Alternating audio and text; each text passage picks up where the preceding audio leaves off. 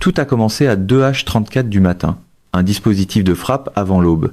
5 F-35A Lightning II volant dans un corridor d'attaque coordonné au-dessus du centre de l'Iran. Chacun d'eux invisible à tous les systèmes radars qu'un adversaire avait déjà réussi à utiliser pour suivre un chasseur furtif de 5e génération. Leur moteur Pratt Whitney F-135 fonctionnait à puissance de combat. Leur soute à armement était fermée. Leur surface équivalente radar était plus petite qu'une balle de golf face à tous les systèmes de conduite de tir en bande X et en bande K que la défense aérienne intégrée de l'Iran était connue pour exploiter. La mission avait été planifiée avec la même confiance que celle qui avait porté 8000 sorties de combat américaines au-dessus de l'Iran au cours des 19 jours précédents, sans un seul abattage confirmé.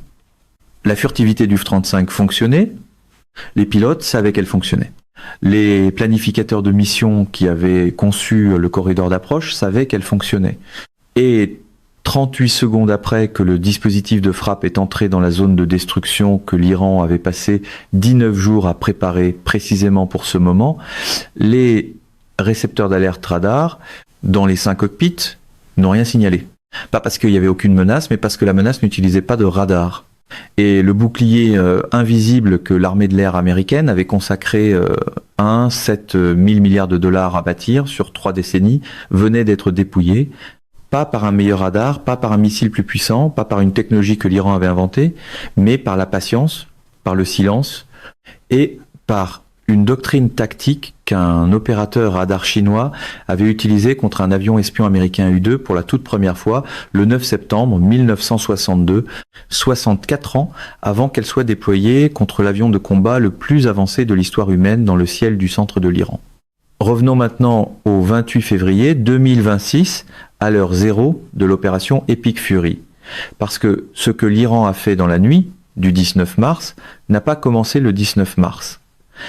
Cela a commencé 20 jours plus tôt, dans les premières secondes de la première vague de frappes américaines et israéliennes, lorsque les commandants de la défense aérienne iranienne ont pris une décision que tout analyste ayant étudié la Yougoslavie en 1999, la campagne d'abattage des U-2 de 1962 et la doctrine tactique chinoise qui a produit les deux auraient immédiatement reconnu. Lorsque les premières frappes américaines et israéliennes sont arrivées, lorsque les missiles anti-radiation AGM, 8-8 ARM, ont commencé à traquer les émetteurs radars iraniens actifs et que les EA, un 8 gigrawler, ont commencé à brouiller les fréquences iraniennes de conduite de tir, les commandants de la défense aérienne iranienne n'ont pas riposté. Ils sont passés dans le silence radio. Des sources militaires iraniennes, confirmées par des reportages de Press TV cités par plusieurs médias d'analyse de défense, ont révélé ce qui s'est produit le 28 février lorsque des avions de combat américains et israéliens ont lancé leur bombardement initial. Les commandants iraniens ont exécuté un retrait calculé des systèmes radars opérationnels du service actif. Pas parce qu'ils avaient été détruits, pas parce qu'ils avaient été brouillés au point de devenir inefficaces. Par choix, délibérément, systématiquement. Les radars que les appareils américains de suppression des défenses aériennes ennemies traquaient avec des missiles anti-radiation se sont tus avant que les missiles puissent se guider vers eux. Les systèmes de conduite de tir, que les avions américains de guerre électronique tentaient de brouiller, ont cessé d'émettre avant que le brouillage puisse les perturber. Le réseau intégré de défense aérienne de l'Iran, que chaque planificateur de mission américain avait cartographié, analysé, et autour duquel il avait construit des corridors d'évitement des menaces. C'est lui-même éteint. Et en agissant ainsi, il disait à chaque pilote de F-35 volant au-dessus de l'Iran pendant les 19 jours suivants. Exactement ce que chaque pilote de U-2 volant au-dessus de la Chine en 1962 s'était fait dire par exactement le même silence. Vous êtes en sécurité, nous ne pouvons pas vous voir, effectuez votre mission, revenez demain et nous apprendrons tout ce que nous devons savoir sur vous. Ce que l'Iran faisait pendant ces 19 jours de silence radar apparent n'était pas une retraite, c'était une étude. Chaque fois qu'un dispositif de frappe de F-35 empruntait son corridor d'approche au-dessus du centre de l'Iran, des observateurs iraniens au sol enregistraient les schémas de vol.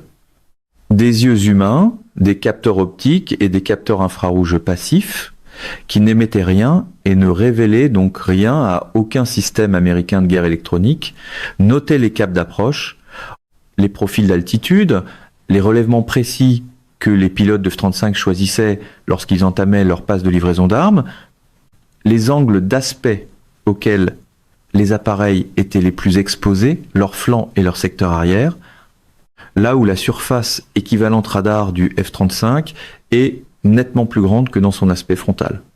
Là où la géométrie angulaire soigneusement calculée qui déjoue le radar en bande X de face devient moins efficace lorsque le radar observe l'appareil à 90 degrés de son nez. 19 jours. 19 jours à apprendre les schémas d'approche sans que les équipages de F-35 sachent qu'ils étaient étudiés, parce que les systèmes qui faisaient cette étude n'émettaient pas un seul signal électromagnétique que la suite de guerre électronique AN, ASQ 239 de l'appareil était conçue pour détecter. Et le 19 jours, le corridor d'approche du dispositif de frappe, avant l'aube du 19 mars, avait déjà été cartographié à partir des 18 missions similaires précédentes. L'altitude, le cap et l'angle d'aspect, auxquels 5 F-35 seraient les plus exposés, thermiquement étaient déjà intégrés dans la géométrie d'engagement du système de missiles infrarouge Majid, prépositionnés le long du vecteur d'approche exact que le renseignement terrestre iranien avait identifié.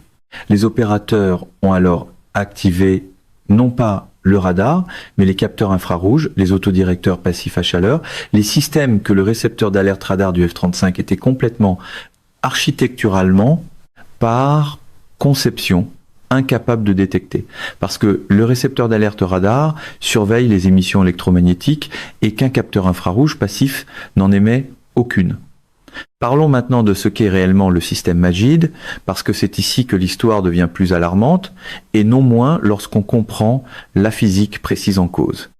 Le Majid est un système iranien de missiles solaires à courte portée, guidé par infrarouge, développé par l'industrie de défense nationale du corps des gardiens de la révolution islamique. Son autodirecteur infrarouge est passif. Il reçoit la chaleur au lieu d'émettre de l'énergie radar, ce qui signifie qu'il n'y a aucun signal radiofréquence que la suite de guerre électronique du F-35 peut détecter, classifier ou brouiller. Son canal de suivi électro-optique fournit une couche de détection supplémentaire qui fonctionne dans le spectre visible et proche infrarouge, permettant à l'opérateur d'acquérir visuellement une cible thermique et de la verrouiller avant d'engager le missile. La séquence d'engagement commence avec le radar de surveillance anti-furtivité YC 8B qui fournit la localisation sectorielle approximative du dispositif de frappe de F-35. La détection grossière en bande UHF place l'appareil dans une zone générale et sur un cap général sans générer une piste de qualité suffisante pour la conduite de tir. Cette localisation grossière est transmise à l'opérateur. L'opérateur oriente son capteur infrarouge vers le secteur indiqué et cherche la signature thermique d'un moteur Pratt Whitney F-Cent 35 à puissance de combat. À ce moment, le pilote du F-35 n'a aucun avertissement. Le récepteur d'alerte radar est silencieux. Le système à ouverture répartie, ou Distributed Aperture System, qui fournit une couverture infrarouge à 360 degrés de l'environnement immédiat de l'appareil, cherche le panache infrarouge d'un missile entrant en vol. Mais le Majid n'a pas encore été lancé. Le missile est toujours dans son tube. L'opérateur est encore en train de construire la piste thermique, de laisser le verrouillage se stabiliser, d'attendre que la géométrie d'engagement atteigne sa fenêtre optimale. Et le F-35, son pilote ne recevant aucune indication d'aucun système défensif qu'il se passe, quoi que ce soit d'inhabituel, poursuit son approche sur le cap que 19 jours d'observation iranienne ont déjà cartographié. L'analyse de Defense Security Asia a décrit ce qui s'est produit ensuite avec une précision à laquelle aucun revêtement absorbant les radars ne peut répondre. Comme l'autodirecteur du missile est passif, les aéronefs ne peuvent pas compter sur la détection d'émissions radars pour identifier la menace, ce qui force les pilotes à dépendre des systèmes d'alerte infrarouge et des manœuvres d'évitement une fois le lancement détecté. Une fois le lancement détecté, pas avant, une fois. À ce moment-là, l'autodirecteur infrarouge du Majid suit déjà le panache thermique et la géométrie d'engagement est déjà résolue par rapport à la trajectoire de l'appareil. Le CENTCOM a confirmé ce qui s'est produit. Le capitaine Tim Hawkins, porte-parole du commandement central américain, a confirmé l'atterrissage d'urgence. Le pilote était dans un état stable, avec des blessures causées par des éclats. NPR a confirmé que l'appareil avait effectué un atterrissage brutal et serait hors service pendant une longue période. Le corps des gardiens de la révolution islamique a déclaré avoir gravement endommagé le F-35 au-dessus du centre de l'Iran. L'agence de presse iranienne Tasnim a diffusé des images militaires montrant la séquence d'interception, un réticule thermique acquérant une signature de chaleur, un lancement de missiles, une flash d'impact. Des analystes chinois ont déclaré au South China Morning Post que les dommages avaient probablement été causés par un missile aérien adapté ou par le système Majid utilisant un guidage infrarouge passif. La liste Wikipédia des incidents aéronautiques de la guerre d'Iran de 2026 l'a confirmé comme le premier atterrissage d'urgence lié au combat pour le F-35.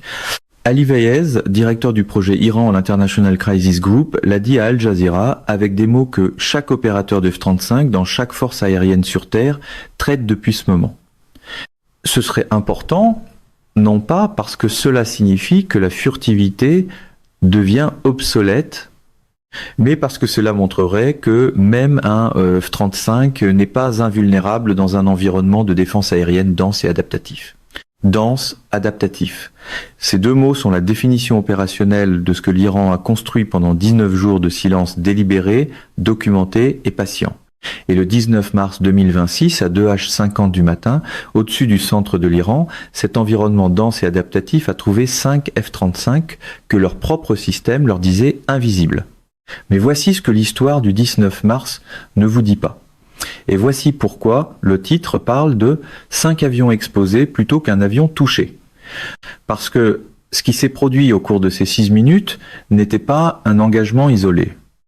C'était la validation opérationnelle d'une chaîne de détection que l'Iran avait déployée non pas contre un seul corridor d'approche, mais contre chaque corridor d'approche actif que les 19 jours d'observation des schémas de vol avaient cartographié.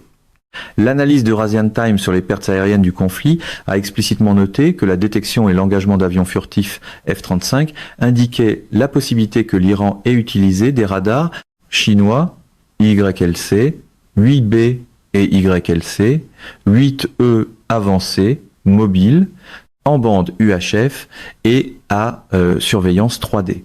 Des radars au pluriel, plusieurs systèmes. Et l'entrée Wikipédia sur les abattages aéronautiques de la guerre d'Iran a confirmé un détail qu'aucun reportage isolé n'avait assemblé à lui seul.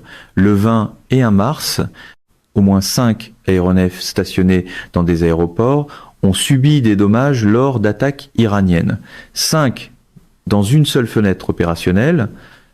Et le portrait plus large de la campagne documentée par Eurasian Times jusqu'au début avril montrait un schéma de pertes aériennes comprenant un F-35 Lightning II endommagé en vol, un ADIX Thunderbolt touché, un étroit Sentry AWACS détruit, 17 drones MQ-9 Reaper abattus, 3 F-15 Strike Eagle détruits, y compris par tir ami, et des dommages à plusieurs ravitailleurs cassés. 1, 3, 5. Chacune de ces pertes représente un engagement distinct par des systèmes que le corps des gardiens de la révolution islamique iranien avait soit dissimulés, soit déplacés, soit reconstruits après que la campagne initiale de suppression des défenses aériennes ennemies les eut déclarés neutralisés. Parlons maintenant du tutoriel chinois, parce que c'est le détail qui a poussé chaque analyste du renseignement de défense à Washington à s'arrêter et à relire le rapport 3 fois lorsqu'il est apparu. 5 jours avant que l'Iran frappe le F-35, le 19 mars, un compte chinois de médias sociaux nommé Lao Talks World a publié un tutoriel technique détaillé expliquant exactement comment l'Iran pouvait utiliser des systèmes abordables pour trouver et attaquer le F-35. La vidéo a été regardée des dizaines de millions de fois. Elle expliquait la physique précise de la détection infrarouge passive contre les avions furtifs. Elle décrivait la séquence d'engagement exacte. Détection grossière par radar en bande UHF, transition vers le suivi infrarouge passif, lancement de missiles à courte portée sans alerte radar. La publication de Défense, qui en a rendu compte, l'a décrite comme techniquement exacte.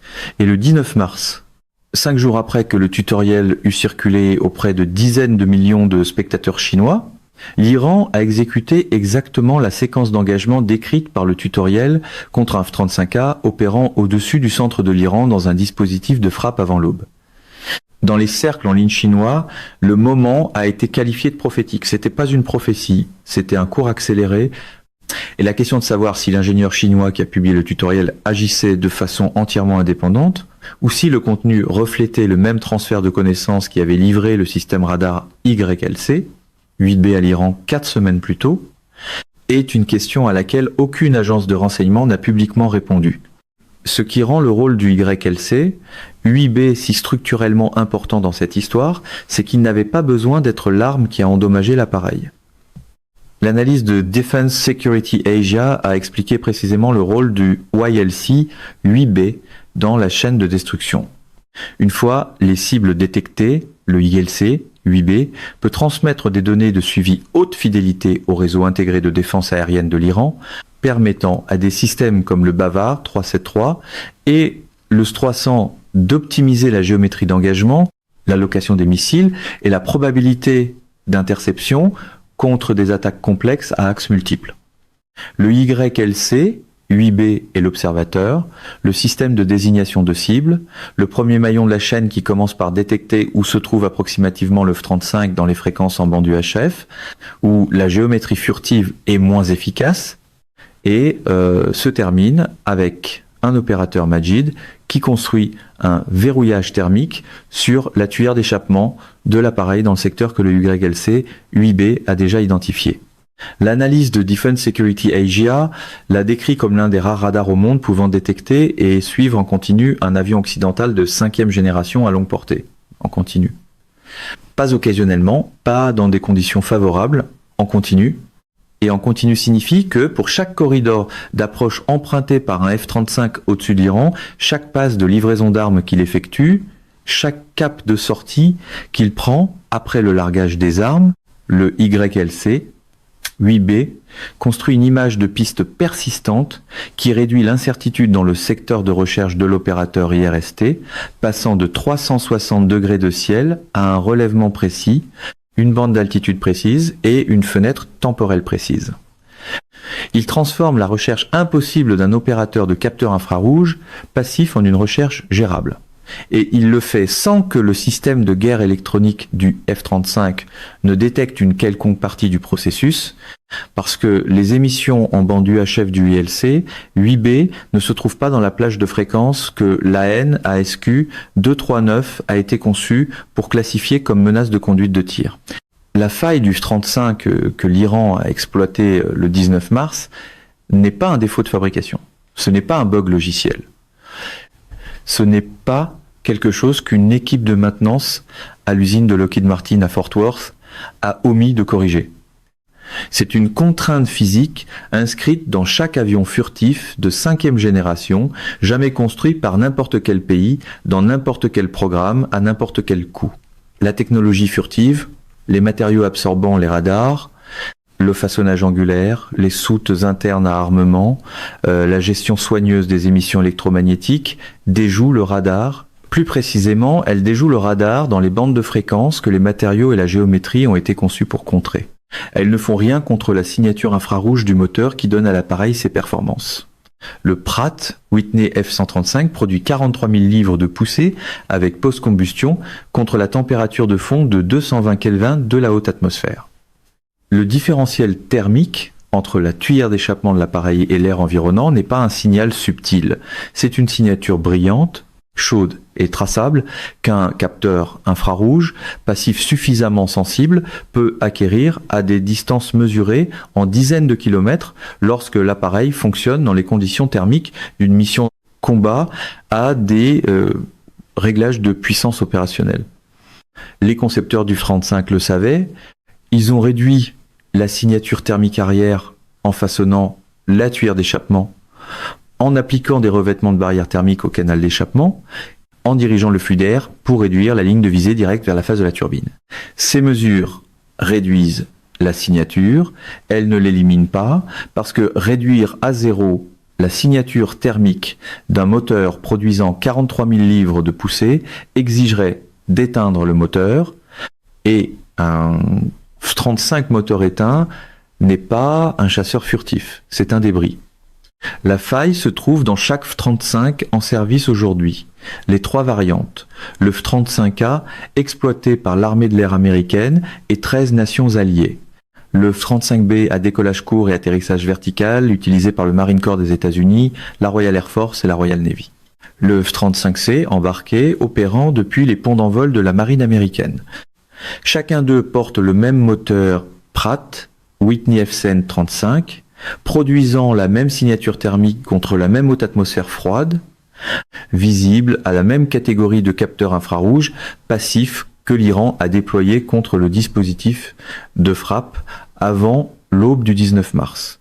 Et le YLC, 8B que la Chine a livré à l'Iran, plusieurs systèmes confirmés par Defense Security Asia, capables de détecter et de suivre en continu des avions occidentaux de 5e génération à déporter, allant jusqu'à 700 km, n'est pas un système qui existe seulement en Iran. La famille technologique parente du YLC, 8B, la série chinoise de radars anti-furtivité JY-27A est déployée le long de la côte et de la Chine, face au détroit de Taïwan. Elle fonctionne avec la même physique de bande UHF. Elle fournit la même fonction de désignation de cible contre la même catégorie de cibles furtives. Et chaque F-35 qui opérait au-dessus du détroit de Taïwan dans un scénario de conflit entrerait dans un environnement de détection où la famille YLC 8B fonctionne, cartographie et désigne des cibles pour des systèmes IRST depuis des années avant même le début d'un conflit. L'analyse de Radiant Times a résumé le tableau plus large des dommages avec une précision qui mérite d'être lue lentement. Compte tenu des puissantes capacités de brouillage radar des États-Unis et d'Israël, l'Iran a surtout utilisé des systèmes IRST de recherche et de suivi infrarouge pour suivre les appareils et des missiles infrarouges pour les engager et les abattre. Puis cette phrase, le fait que des avions furtifs F-35 aient pu être suivis et engagés indique la possibilité que l'Iran ait utilisé des radars chinois ILC, 8B et ILC, 8E avancés, mobiles, en bande UHF et à surveillance 3D, spécialement conçus pour détecter des avions furtifs à faible observabilité. L'Iran pourrait aussi disposer de renseignements à jour provenant de satellites russes, incluant souvent la position d'aéronefs en vol. Le cercle est le même que celui qui traverse chaque scénario de cette série. Des images satellitaires russes fournies à l'Iran par le canal bilatéral de renseignement confirmé par Reuters. Des radars chinois YLC, 8B livrés dans le cadre du partenariat stratégique global de 25 ans, des systèmes russes de brouillage Avtobaza qui ont permis la capture du RQ, un 7.0 en 2011, et un tutoriel chinois regardé par des dizaines de millions de personnes 5 jours avant que l'Iran utilise exactement la séquence d'engagement qu'il décrivait contre un F-35 en combat réel. L'architecture d'information, qui a rendu le 19 mars possible, a été assemblée à partir des bases de connaissances de 3 pays, livrée aux opérateurs de défense aérienne d'un seul pays, et déployée contre un appareil que 7 000 milliards de dollars de dépenses militaires américaines avaient bâti sur l'hypothèse que le radar était le seul capteur qui comptait. Posons maintenant la question que chaque ministère de la Défense dans le monde exploitant des F-35 se pose en ce moment et à laquelle aucune déclaration officielle de leur part n'a publiquement répondu avec précision. Il y a 13 nations qui utilisent ou sont sous contrat pour utiliser le F-35 à l'extérieur des États-Unis. Le Japon a 147 appareils en commande, le plus important achat non américain dans l'histoire du programme, précisément pour se défendre contre la puissance aérienne chinoise dans le théâtre géographique exact où la famille YLC 8B de la Chine est déjà déployée et où l'architecture de désignation de cibles par IRST du détroit de Taïwan reflète ce que l'Iran a assemblé au-dessus du centre de l'Iran. Le Royaume-Uni fait voler des F-35B depuis le HMS Queen Elizabeth. La Norvège fait voler des F-35A depuis la base aérienne d'Even, sur le flanc du Grand Nord de l'OTAN. où une infrastructure russe de guerre électronique issue de la même base de connaissances qui a produit l'Aftobaza fonctionne depuis des années. L'Australie, l'Italie, les Pays-Bas, le Danemark, la Belgique. Chacun d'eux a acheté le F-35 sur la même promesse fondamentale, que sa furtivité le rendait survivable dans des environnements où les avions de 4e génération ne pouvaient pas survivre, que son architecture à faible observabilité lui donnait une liberté d'action dans un espace aérien interdit qu'aucun autre appareil de l'histoire n'avait possédé. Cette promesse n'a pas été détruite par ce qui s'est produit le 19 mars. 8000 sorties de combat au-dessus de l'Iran sans abattage confirmé avant cette date disent que le système fonctionne. Mais elle a été nuancée. Elle a été précisée. Elle vient maintenant avec un astérisque. L'astérisque dit survivable contre les menaces guidées par radar dans des espaces aériens où aucun réseau de désignation infrarouge passif n'a été prépositionné contre les corridors d'approche connus de l'appareil. Quant aux 12 pays qui n'ont pas encore affronté un adversaire assez patient pour passer 19 jours à cartographier leur schéma de vol de F-35 avant d'activer le système infrarouge passif que la propre suite de guerre électronique de l'appareil ne peut pas détecter, leur ministère de la Défense ont reçu un point de données que leur planification opérationnelle doit prendre en compte. Pas théorique, pas modélisé, confirmé, documenté, photographié, publié sur les médias sociaux chinois 5 jours avant que cela arrive. Voici donc ce qu'il faut retenir aujourd'hui. L'Iran n'a pas percé le code de la furtivité en une nuit. Il a passé 19 nuits à apprendre les corridors d'approche avant d'activer les systèmes le 20 jours. Il a utilisé un radar construit par la Chine pour trouver des avions que les États-Unis avaient construits précisément pour ne pas être trouvés par radar. Il a utilisé un missile qui n'émettait aucun signal, que les systèmes défensifs de l'appareil pouvaient classifier comme une menace. Et il a attendu patiemment, silencieusement, comme le colonel Zoltan Dani a attendu en Serbie en 1999, comme les opérateurs radars chinois ont attendu le U-2 en 1962. Comme chaque adversaire qui a déjà vaincu un avion techniquement supérieur a attendu, non pas en égalant la technologie, mais en trouvant la seule dimension que la technologie ne couvre pas, et en étant assez patient pour positionner la réponse à cette dimension avant que l'appareil arrive. L'Iran a trouvé la dimension non couverte le 19 mars 2026, cette dimension c'est la chaleur, et chaque F-35 en service aujourd'hui en produit. Et si vous regardez ceci, depuis l'un des 13 pays qui font voler l'appareil que l'Iran a exposé en 6 minutes au-dessus du centre de l'Iran, votre ministère de la Défense sait déjà ce que vous venez d'apprendre ici. La question est de savoir ce qu'il prévoit faire avant que quelqu'un d'autre cartographie ces corridors d'approche comme l'Iran a cartographié les nôtres.